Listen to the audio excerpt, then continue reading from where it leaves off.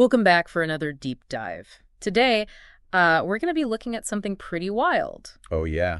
Yeah, it's how locust swarms, which seem super chaotic, can actually teach us something about, like, human society, you know? Okay. Especially with all the global stuff happening, everything feels kind of unpredictable, right? Right. So we've got some excerpts from a book chapter all about complexity science, and it's Interesting. pretty mind-blowing. It might help make sense of things. Yeah, so what's fascinating is that once we get these principles of complex systems, Yeah. we start to see patterns we might have missed before. Mm.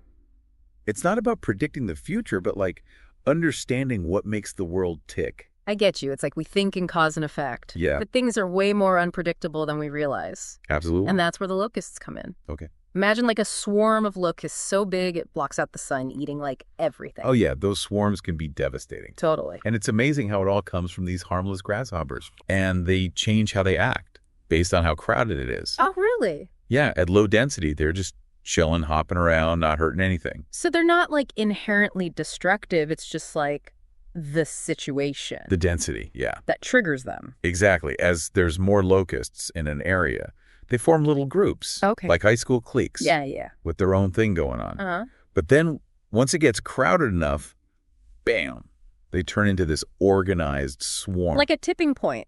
Individual behavior becomes this collective force. It's more powerful for sure. But less predictable, right? Way less. So how does this apply to us, to humans? We're not locusts. No, not literally, of course. Right. But this complexity science, it applies to all sorts of systems, even human societies. Okay, sure. For most of history, we lived in small groups, Uh-huh. like those individual locusts or little cliques. Yeah. But now as populations grow and technology comes in, We get more connected. yeah, we're a global human swarm now, you could say. So from small groups to one massive network. Right. But hasn't that also made things more stable? I mean, we've got food systems, transportation, communication. Sure. It's progress for sure. Stuff our ancestors would never believe. Absolutely. We've come a long way. Oh, but yeah. here's the thing. Yeah. This interconnectedness, Yeah. it also makes us vulnerable. Vulnerable how? Like the financial crisis back in 2008 or the COVID pandemic things starting in one place, then impacting the whole world. I see. In the past, you might have like a bad harvest or a disease. Right. But the whole system was more stable. Yeah. Because things weren't so connected. Exactly. So we traded local instability for global instability. Less daily disruptions, but when something big hits, it hits everyone. That's the trade-off. Kind of scary when you put it like that. It can be, yeah. So where does complexity science come in?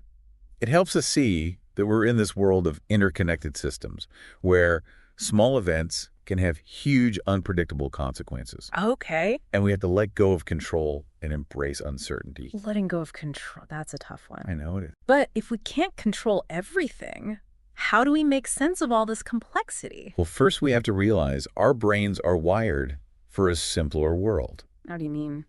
We evolved to understand simple cause and effect, like for hunting and gathering. Yeah. But in our complex world, those simple models don't work.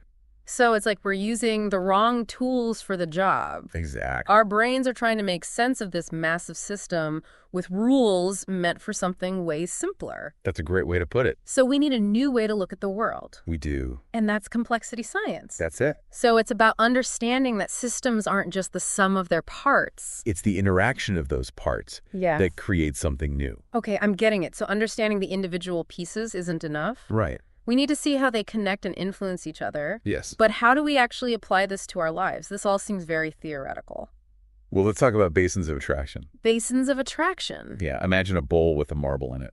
You can push it anywhere, but it always rolls back down to the bottom. Uh-huh. That bottom is a stable state for the system. So the bowl is like a system and the marble is like an event or a trend. Yeah. And if the bowl stays the same, the event always goes back to that stable state. Exactly. But now imagine the bowl flattening out or even flipping over. So now there's a peak instead of a valley. Right now, the marble's super sensitive.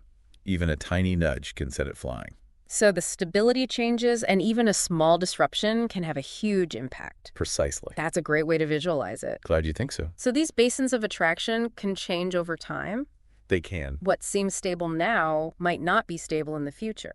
Exactly. And this is true for ecosystems, economies, political systems, you name it. Wow. We get comfortable when things are in that bowl state. Right, we think it's stable. But then something shifts, the basin changes, and a small event can cause massive change. So we've got these complex systems that are constantly changing, and our brains are trying to understand it all with these tools that aren't really built for it. That's the challenge. It's a lot to process. It is. Can you give us some real-world examples of how this all works? Sure, let's look at the reintroduction of wolves into Yellowstone Park back in the 90s. Okay, I remember hearing about that. They brought back wolves, Yeah. and it seemed like a small change, Right. but it set off a chain reaction throughout the whole park. How so? Wolves changed how the elk behaved, which let the plants grow back. Okay. Then the beavers came back and changed how the rivers flowed. It just kept going. Like that saying, for want of a nail, the kingdom was lost. Exactly. One small change led to a totally different outcome. Wow. So here's a key takeaway for navigating a complex world. Think about the unintended consequences of your actions. Even small choices can have ripple effects that we might not anticipate. That's a great point. It's like a reminder to be more mindful of how our actions, even the small ones, can impact everything around us. That's the idea. I'm starting to see how understanding this complexity stuff can be really helpful, even in our everyday lives. That's the goal. This is all so fascinating. I agree. We've covered a lot already, but there's still so much more to talk about. There is. I'm really interested in this self-organized criticality thing. Okay. It sounds a bit intimidating.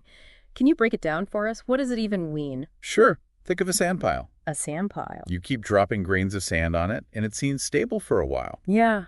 But eventually one more grain triggers an avalanche. Okay. That's self-organized criticality.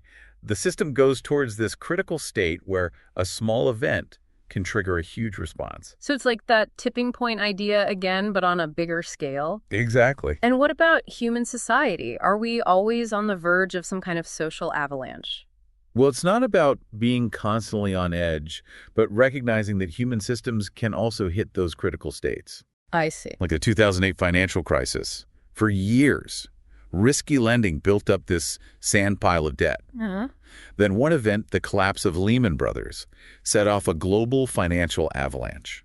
Okay, now that's a scary thought. It's not meant to scare you, but to show you that these events are a natural part of how these systems work. So they're not like weird outliers. Nope, they're built into the system. And this brings us back to the locusts. It does. Even a tiny change to a few locusts in a swarm can make the whole swarm change direction. So the swarm itself is like a sand pile waiting for that one grain of sand to set off a big change. And the same thing applies to us, even though we don't always see it. That's a great way to think about it. This is really painting a wild picture of the world. It is a wild world. So if we're in this human swarm, always close to some big, unpredictable change, what do we do? How do we even start to navigate this kind of world? That's a great question, and it's something we'll dig into more in our next segment. But for now, the key takeaway is this. The more we understand about complexity, the better we'll be able to navigate the challenges and opportunities that come with this ever-changing world. Okay, I'm looking forward to it. Me too. So we know we live in this world of interconnected complexity with all these cascading events and stuff. Right. But let's make this a bit more practical. Okay. What does it all mean for you, for your everyday life? Yeah, that's what I'm struggling with. It's Yeah. all fascinating, but how do we actually use these insights to make better decisions and take action? It's kind of overwhelming to think about. It can be daunting, yeah. Yeah. But one powerful thing we can do is change our perspective. How do you mean? Instead of trying to control everything, which is impossible, Yeah, you can't control everything. we can focus on building resilience and adaptability. So learning to roll with the punches, being flexible and adapting to whatever happens, that's easier said than done, right? You're right. It's not always easy. Yeah. But think of it this way. Accepting uncertainty doesn't mean giving up on planning or making decisions. It means being more adaptable, more flexible in how we think we can still have goals and make plans, but we need to hold those plans loosely and be open to changing course. Like that saying, plans are useless, but planning is indispensable. Exactly. Oh, We need to know where we're going, but be prepared to change direction if needed. makes sense. It's about knowing there will be unexpected events, and that's okay. Yeah. Actually, those unexpected events can lead to amazing opportunities we wouldn't have found otherwise. So adaptability is key. It is.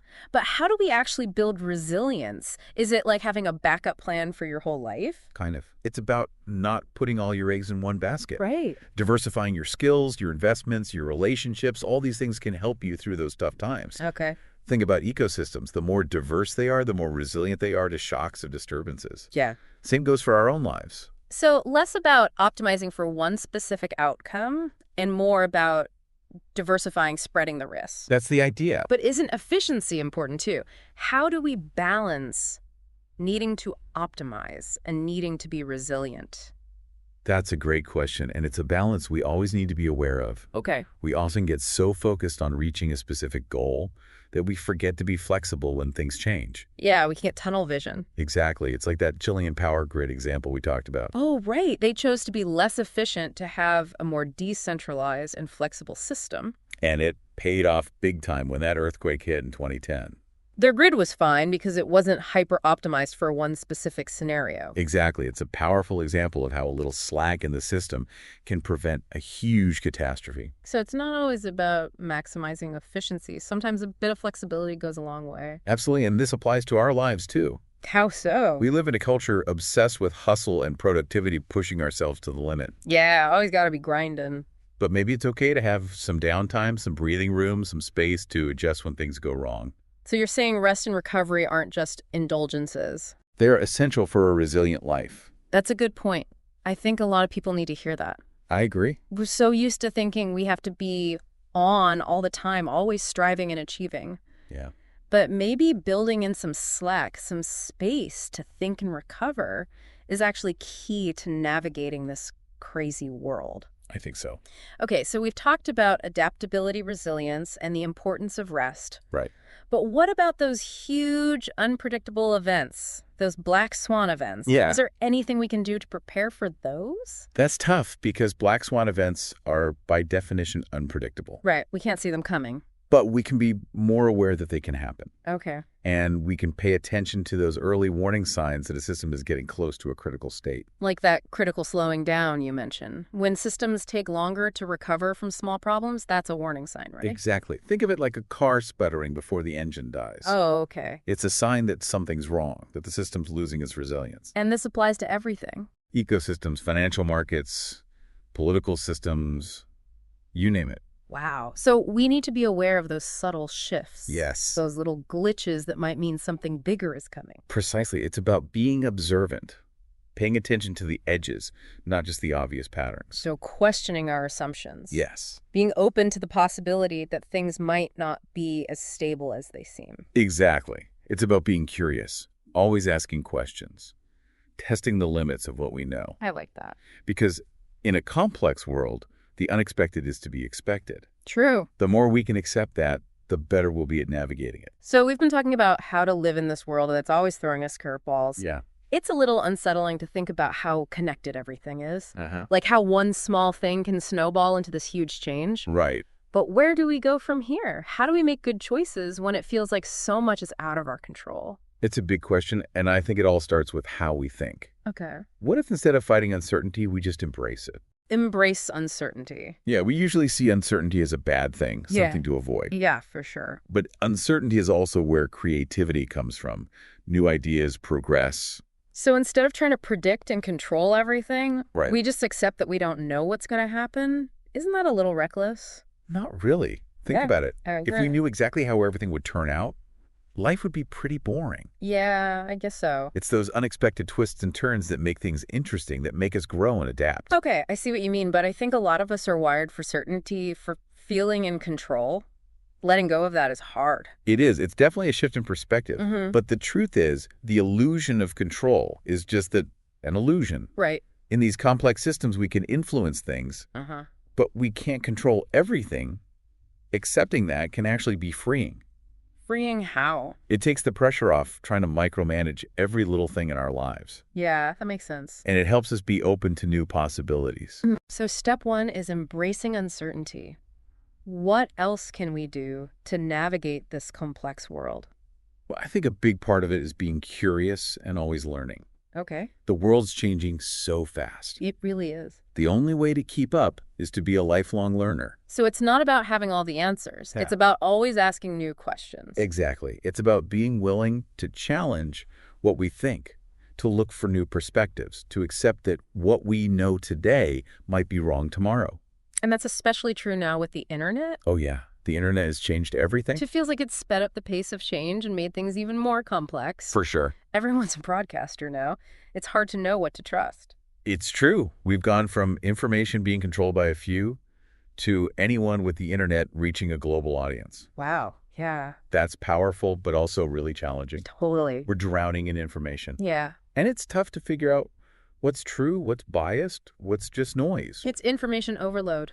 Exactly. Yeah. So we need to get good at critical thinking. What do you mean? We need to be able to judge sources, spot bias, question everything. Mm-hmm. It's not just about taking in information. It's about being smart about what we consume. I getcha. And recognizing that information itself is part of this complex system. Oh, that's interesting. It's always evolving, being reinterpreted, challenged. What's true today might be proven wrong tomorrow. So embracing uncertainty isn't just about events, it's about information too. Right. We have to be okay with not knowing everything, with not having all the answers. It's a lot to handle. It is. But one of the most powerful things we can do is build strong relationships and a sense of community. Okay. In a world that can feel lonely, connection is more important than ever. I love that it reminds me that even though we're talking about these big systems, global events, Yeah. it all comes back to people. We need each other to deal with these challenges. Exactly. When we come together, support each other, share information and resources, we can create a world that can bounce back and thrive. Mm-hmm. Think about that locust swarm. Each one seems small on its own, Yeah. but together they're a force. The same goes for us. I'm feeling a bit more hopeful now. It's a good reminder that even with all this complexity and uncertainty, we have the power to shape our future both as individuals and together. That's the spirit. We might not control every outcome, but we can choose how we respond to the challenges and opportunities that come our way. Yeah. We can choose to embrace uncertainty, cultivate curiosity, connect with others, and build a better future together. This deep dive has really given me a lot to think about.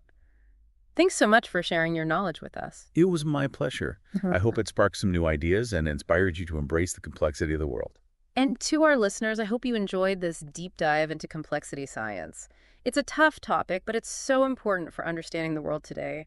Keep exploring, keep asking questions, and keep connecting with each other. Until next time.